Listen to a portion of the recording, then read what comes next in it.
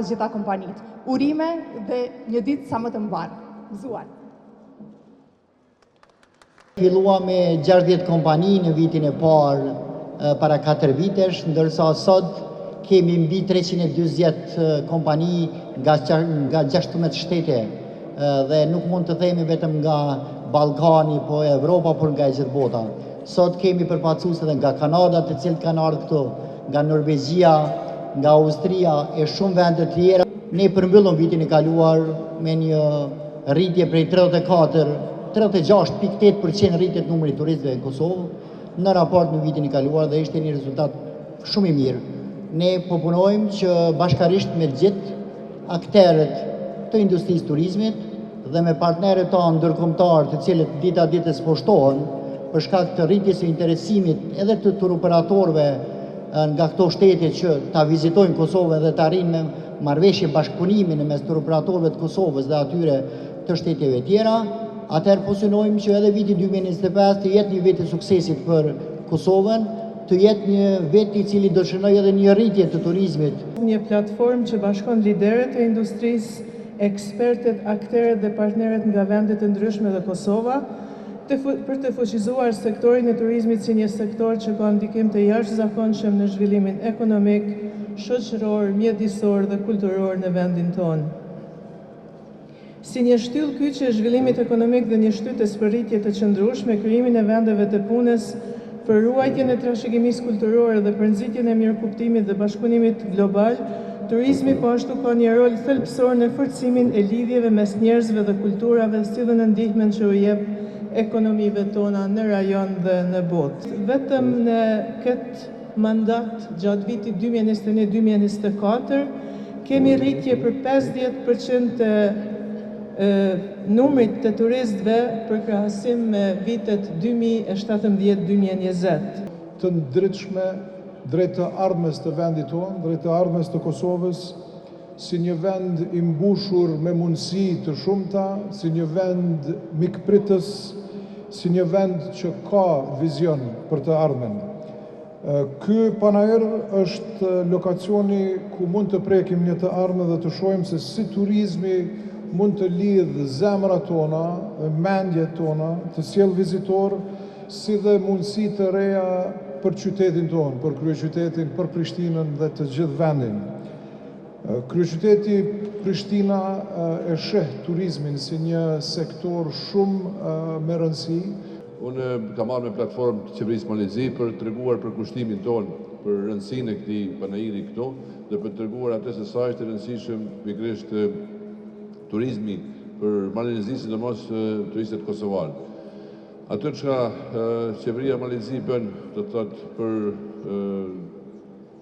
promovuar ofertën e saj, të cilën më vonë do ta tregoj Genci, duke ditë se shumica e turistëve kosovarë pikërisht frekuentojnë Ulqinin.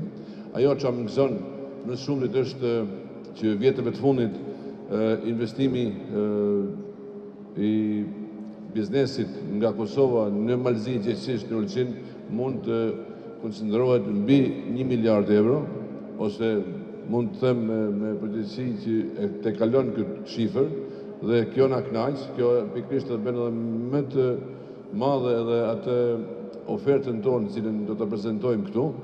Atë që qeveria Malezi bën për përgatitjen për sezonin veror, është mirë për opinionin publik edhe për ata turistë të cilët frekuentojnë Malezi, gjithësisht Ulqinin e tyre, i joni dhe i kosovarëve, është që ne bëjmë një task force për sjelljen e sezonit turistik. Në task force janë lokale dhe shtetërore, ku të gjithë organet shtetërore lokale përgatiten për të pritur numrin e madh të turistëve, të gjitha institucionet të sigurisë, ndërtësisë, edhe institucionet shtetërore dhe lokale dhe më bashkëpunojnë së bashku. Unë ndjej kënaqësi të veçantë që këtë vit jemi pjesë e panajirit të turizmit të Prishtinës, ku do të prezantohet çka Ulqini ofron. Ulqini është i juaj dhe Ulqini jeton me Kosovën.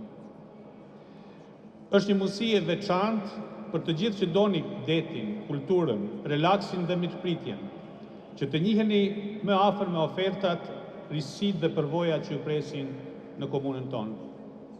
Ju të gjithë e dini që Ulqini nuk është vetëm qytet bregdetar. Ajo është një destinacion që lidh historinë me të tashmen, lidh natyrën me njeriun, qetësinë me gjallërinë.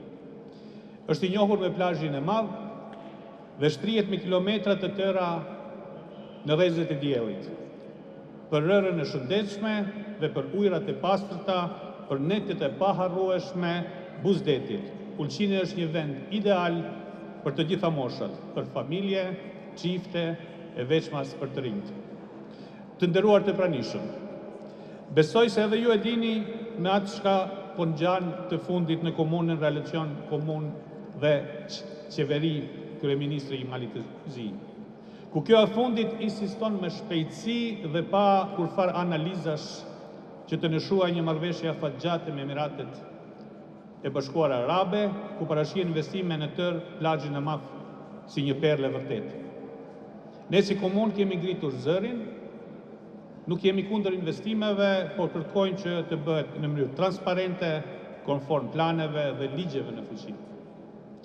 Të nderuar të pranishëm, Kosova dhe Ulqini janë të lidhur jo vetëm gjeografikisht, por edhe shpirtërisht. Dhe më vjen shumë mirë që këtu ka, domethënë, shumë pjesëmarrës edhe ka ardhur nga vit në vit që panajiri i turizmit i Kosovës ka përmirësim dhe normalisht duhet që patjetër dhe zoti Hotit mos jetë vetëm, edhe të ketë mbështetjen e autoriteteve, kam parë një angazhim të veçantë të zotit Rama, që të paktën mbajmë edhe të zojës Hajdari, por besoj që nuk mjaftojnë dhe duhen më shumë. Ju e dini mirë se turizmi sot po kthehet në industri në shumë vende. Jam i mendimit që ne të kemi një panajir të përbashkët turizmit për të promovuar hapësirën në barë shqiptare, sepse nëse kemi kufi politik apo administrativ, s'pakun turizëm nuk do të kemi asnjë lloj kufiri dhe duhet të promovojmë hapësirën e përbashkët, historinë tonë të përbashkët, kulturën tonë të përbashkët dhe për këtë duhet një angazhim edhe politik. Ku jemi shumë të kënaqur me frekuencën dhe mund të themi se është në një nivel shumë të lartë, mund të themi që edhe si punoj si organizatës turistike që 15 vite që punoj, do thotë mund të themi se në këtë radhë është më nivel apo të themi ashtu tamam turistik. Interesimi besoj se gjatë ditës së sotme dhe ditës së nesërme do të jetë po ashtu në nivel siç është nisur. Normalisht, Ulqini gjithmonë merr pjesë në panajirin e Kosovës. Turistët kosovarë për Ulqinin janë më së të rëndësishëm, do thotë edhe pa marrë parasysh që vitin e kaluar liberalizimi i vizave ndoshta ka ndikuar në një pjesë, por në përgjithësi 30% të turistëve që pushojnë në Ulqin janë pikërisht nga Kosova. Këtë vit normalisht që i ofrojmë të gjithë pushuesve që të vinë posaçërisht me majin, me një majin ku ne bëmë edhe hapjen e sezonit turistik, ku mund të shohim Majfestin organizuar këtë radhë jo në hotelin Otrand, por në qytetin, do të thotë në qytet në plazhin e vogël, dhe çdo vikend në pjesën e majit do të kemi aktivitete të ndryshme ku të gjithë turistët që vinë për vikend të pushojnë, ato mund të gjejnë edhe dëfrime të ndryshme. I ftoj të gjithë turistët apo agjensit të interesuarit të vizitojnë stendin e Ulqinit dhe normalisht të konkurojnë, sepse kemi edhe në ditën e sotme dhe të nesërme kemi lojra shpërblyese ku do t'i mundsojmë të gjithë një pjesë do të thotë të qytetarëve ku mund të marrin pjesë dhe mund të fitojnë çmimet e tyre që mundin falat të kalojnë pushimet verore në Ulqin. We know too many information about tourists of the number. All Turkish people pass the Kosovo. Don't stay at the hotel in the Kosovo. They are major. We have to solve this problem. We have to work together. We have to new destination. As I said, maybe we can send to here sports club for the training. And as I said, gastronomy is super. Historical places, super. Hospitality is super. Everything is super. Of course, we have to work together. We have to work together. And I start, and I'm very excited because we have two big plans about the Kosovo.